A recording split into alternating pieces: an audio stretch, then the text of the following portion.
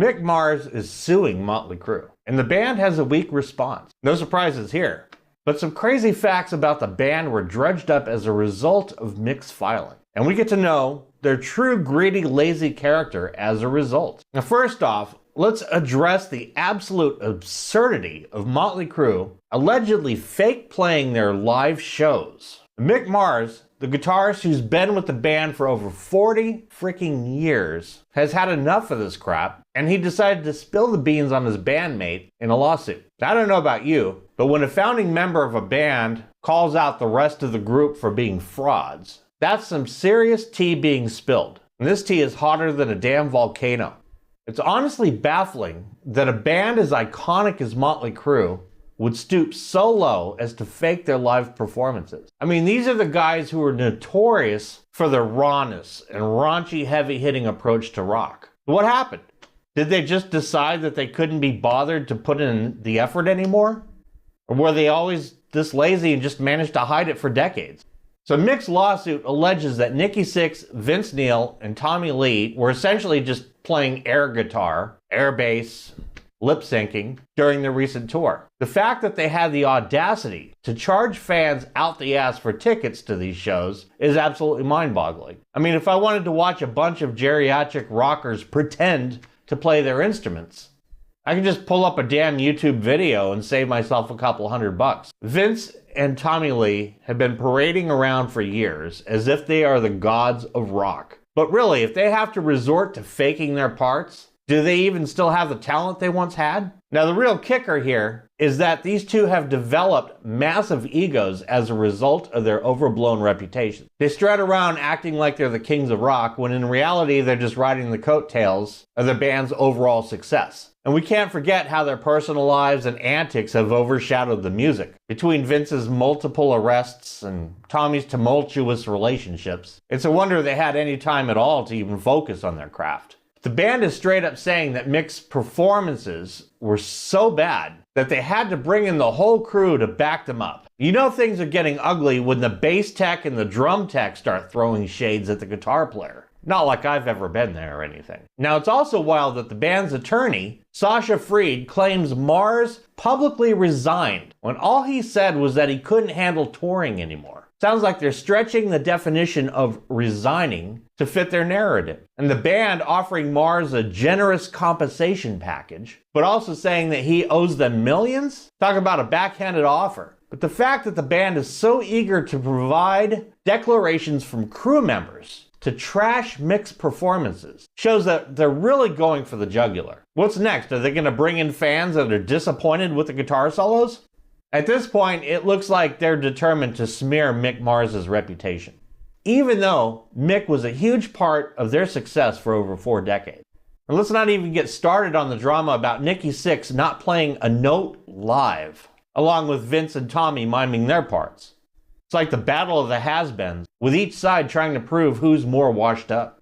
Now, Mick Mars claims that he could still play any of the band's songs perfectly from memory, while the rest of the group actually might not be able to. And if that's true, it's a real bummer that they're choosing to focus on his struggles instead of acknowledging his dedication and contribution to the band's legacy. All in all, Vince and Tommy Lee are the epitome of overrated rock stars. They managed to make a name for themselves by being loud, obnoxious, and controversial. But when it comes to actual musical talent, they take a backseat to a lot of legends out there. And it's a real shame that their inflated egos have managed to overshadow the contributions of their more talented bandmates like Mick Mars. But that's the world of rock and roll for you. Sometimes style beats substance, and the truly gifted artists get lost in all the noise. It's also worth mentioning that Motley Crue isn't the first band to be accused of using backing tracks or lip syncing during live shows. And the extent to which Mick Mars claims they're doing it is absolutely staggering. We're talking about full-blown Milli Vanilli levels of fakery here. And a Milli Vanilli comparison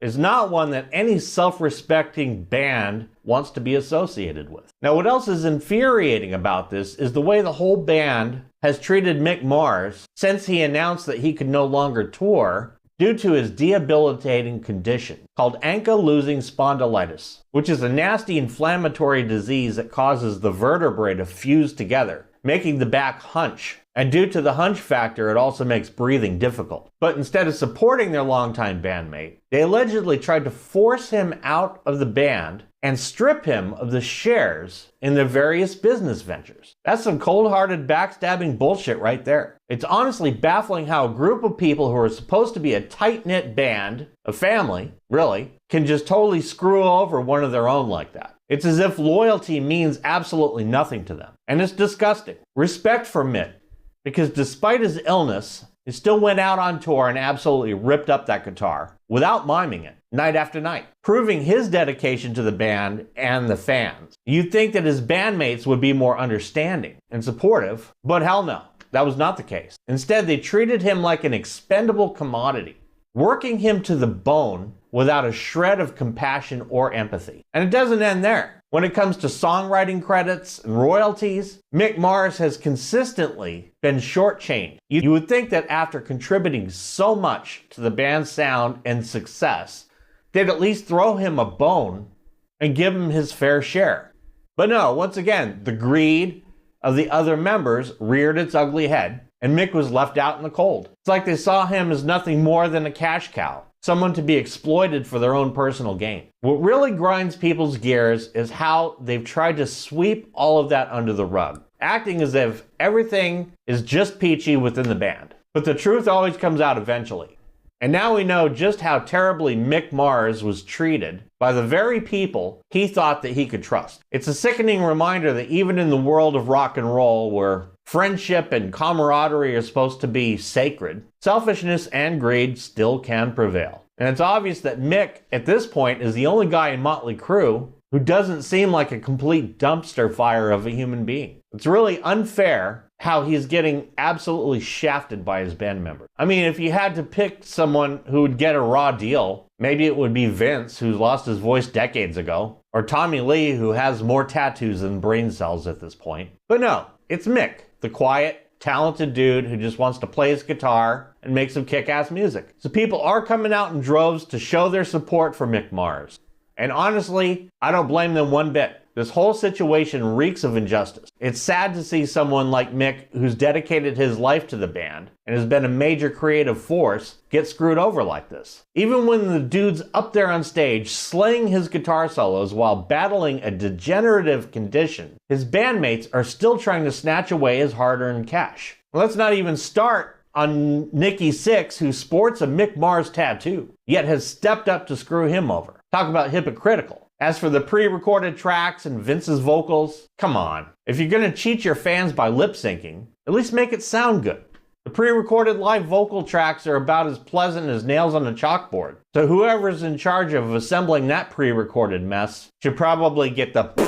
The thing about Mick is that he is a ridiculously talented guitar player. And for evidence of that, listen to the solo for Piece of Your Action for Motley Crue's debut album. It's one of the most underrated, yet perfect guitar solos ever recorded. From all accounts, Mick is a genuinely good person, which makes it a damn shame that his bandmates couldn't see that. So instead they chose to exploit and mistreat him. And the fact that Mick Mars had to resort to filing a lawsuit just to get access to documents related to the band's holding speaks volumes about how toxic their relationship has become. It's a damn shame that a group that once epitomized the spirit of rock and roll has devolved into this petty, money-grubbing mess. I mean, the whole situation just reeks of greed and laziness. Motley Crue's alleged fake playing is just another example of the music industry's dark underbelly, where integrity takes a backseat to making a quick buck. And it's not just the band that's at fault here. It's everybody that's perpetuating this sham. From the management and promoters to the techs and the roadies who help set up the shows. It's a systemic issue that needs to be addressed head-on if we want to preserve the sanctity of live music. And what would be the solution? Well, for starters, we could vote with our wallets.